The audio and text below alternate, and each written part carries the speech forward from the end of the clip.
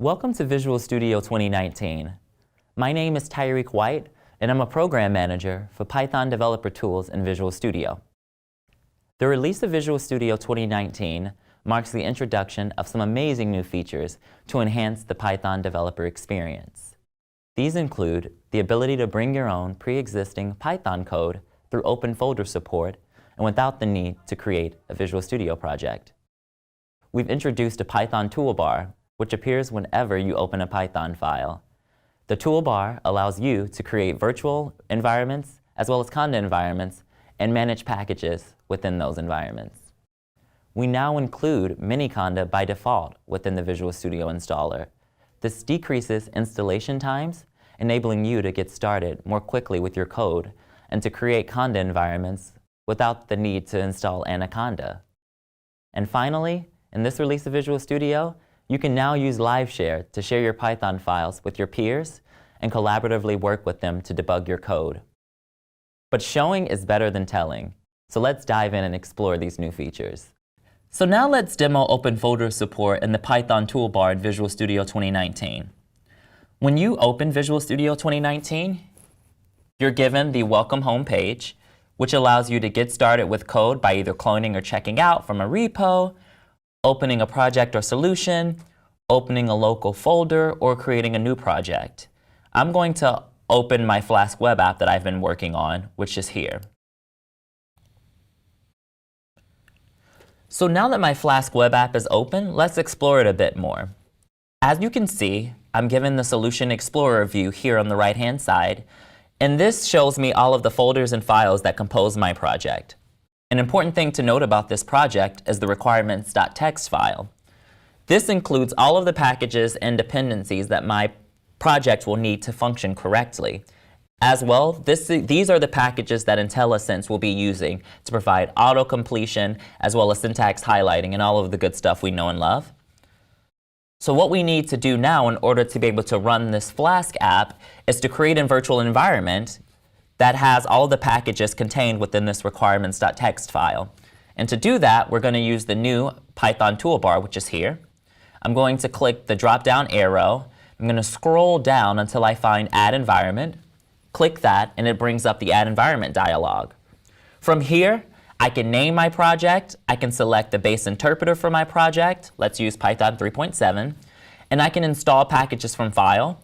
Notice that it's finding that requirements.txt file I showed you a moment ago, but if I'm not satisfied with that file, I can choose another by clicking here. By default, we select Set as Current Environment because when I create this virtual environment, I'm going to be loaded straight into it without the need to do anything additional. So let's go ahead and create this Flask demo environment. And now that we're loaded into our virtual environment, let's explore it a little bit. A new feature that we've added is the Manage Package icon in this environment, which is located beside the Python toolbar here. Clicking this icon brings you straight into the Python Environments tab. And from here, you can explore all of the different virtual environments you have created within your machine. And you can see all the packages that are included within the current virtual environment. And these should all look familiar because these are exactly the packages I installed from the requirements.txt file a moment ago. But if I realize that a package isn't here that I want, we can use PyPI and simply type in the package name and install it. And so what I'm going to do is pip install requests. And voila, we now have requests in our virtual environment, and we can see it here. So now, let's demo this Flask app. So what I'm going to do is I'm going to add a date URL because I'm interested in going to a URL that tells me today's date as well as the current time. And to do that, I'm going to go to this routes.py file that I have here, and I'm going to create a route for date. So let's do that now. And as you can see, the IntelliSense starts kicking in.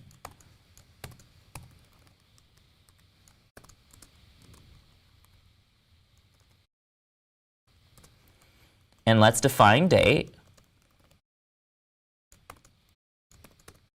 And let's let date be equal to getDate, which is a function I pre-created at the top of this file. And finally, for this route, we need to return render template. As you can see, the IntelliSense finds that. and it tells me what I should pass in. So I need to pass in an HTML, which I've already created called date, as well as our date object we just created. And I'm going to save this. Now let's start this application. And I'm going to grab this URL here. And I want to go to the date URL that we just created. Hello there. It's Friday, March 29th, 2019, and it's 10:54 a.m. Now let's debug this date URL because I want to show everyone the cool features we have to offer for debugging. So to initiate a debugging session in Visual Studio, I can either press F5 on my keyboard or I can press the green arrow here. So I'm going to press F5, but you can press the green arrow. And when I initiate that debugging session, it's going to take me to the first breakpoint that I've set, which is my import statement at the top. And with debugging in Visual Studio, you have all of the features we know and love, such as step into, step over, step out of. But I have another breakpoint set inside of my date URL that I'm interested in debugging. So to continue to that next breakpoint, again, I can press the green arrow or F5 on my keyboard. And because I set the breakpoint inside of a URL, in order to actually hit that breakpoint with this Flask web app, I'm going to have to go to the browser and type in that date URL once again. Cool. Now that I've hit the breakpoint, you can notice that date equals getDate, where getDate is a function I've defined at the top of this file. So let's actually step into this getDate function to explore it a bit more, which I can do by going to my debugging toolbar and pressing step into right here, or F11. So now that I've stepped into getDate, you can see that date is equal to datetime.now. And what's cool is that now that I'm inside of this function, if I step over where I define date, notice that the locals window pane becomes populated with the date object as well as the value and the type, which is the datetime object. Or I can also get this information by hovering over date and day, 29th, as well as the minute, even down to the microsecond. Pretty cool. And if I want to step out of this function, getDate, I have two options. I can either use the step out command from the toolbar, or I can scroll down to the line I'm interested in running to, and notice that when I hover beside that line, this green arrow appears, and this is called the click to run button, and I can press this, and the app finishes to completion. Hello there. Visual Studio 2019 allows you to bring your own code no matter the scenario. So you also get all the same functionality, even if the Python file is embedded within a larger project, like a C++ project. And what's great is that there's support for mixed mode debugging and IntelliSense to make you even more productive in those scenarios. As I mentioned earlier, with Visual Studio 2019, you can bring any Python code, no matter the scenario. So now what we're going to do is I'm going to show you guys a script called Mandelbrot.py, which creates and plots a Mandelbrot set. So as you can see, I'm loaded to my familiar page. I have the Solution Explorer, and notice that Mandelbrot.py has one package dependency, and that's NumPy. So again, I'm going to create a conda environment for this package, but keep in mind that you can create a conda environment for a different arrangement of packages. This one just only happens to use NumPy. So again, I'm going to go to the Python toolbar, go to Add Environment, but this time I'm going to select conda environment on the left-hand side. I'm going to name it, let's call it test. And I can add packages from a YAML file, which is a popular conda package file. Or what we've added is the ability to add one or more Anaconda package names by either typing them in the search bar here or using this icon. And when you click this Add Packages icon, you'll notice that we've bucketed the different popular Python workloads into things such as data science core libraries, which is where NumPy lives, visualization, machine learning, and a web workload, which has Django flasks and requests. So I'm going to select NumPy, but also keep in mind that if this content environment or if this Mandelbrot script needed TensorFlow, for example, to run, I could type it in the box here, and it would give me a preview of all the packages that will be installed within my content environment. And then I hit Create. So now that I've created my content environment called Test, let's do some more exploration. So if I go to the Python Environments tab, recall that I said that this Mandelbrot plot script is going to create and plot a Mandelbrot script. If I want to plot this in an IPython interactive experience, one thing I can do is find my content environment test, go to this icon which opens the interactive window, and drop down to this option which says Use IPython Interactive Mode and hit the checkbox. So that way I can get the inline figures graphing that a lot of us know and love.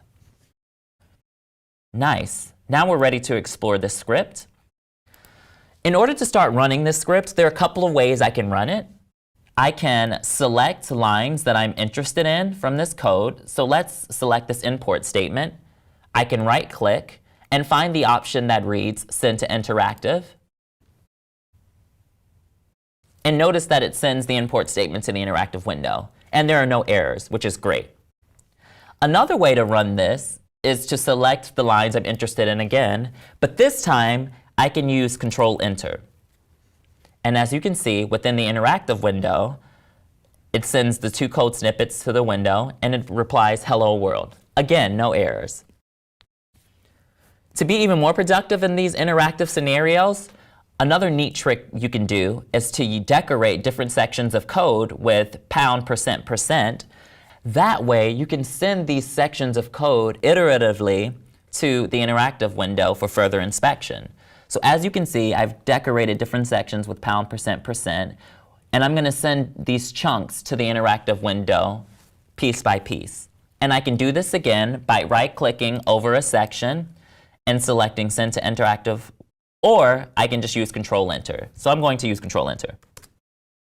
We sent that snippet, as well as that snippet, this snippet, and that snippet. And notice the warnings that pop up, but not a big deal at all. Now I'm ready to show you guys what this Mandelbrot plot actually looks like. So starting from the top, I'm going to use Control-Enter and send everything to the interactive window.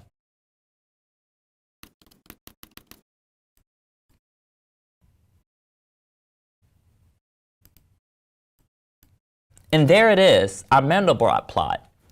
And what's great about the inline figure graphing is that if I see something is off with my figure, I can compare my figure with my code and send it back to the interactive window. No need for additional pop-ups or dialogues for plots. And finally, there is now live share support for Python and Visual Studio 2019 to enhance your collaborative coding experience. In VS 2019, you can initiate a live share session by clicking the live share button on the upper right corner of Visual Studio to generate a link to share with your peers. Users who join your live share session will be able to see your Python files, see IntelliSense from your selected Python environment, and collaboratively debug through your Python code, all from their own machine. And there you have it. Visual Studio 2019 brings some powerful, sleek tools that will enable you to bring your own Python code wherever you may be. Are you ready to get started? Check out the links here for more info. Happy coding!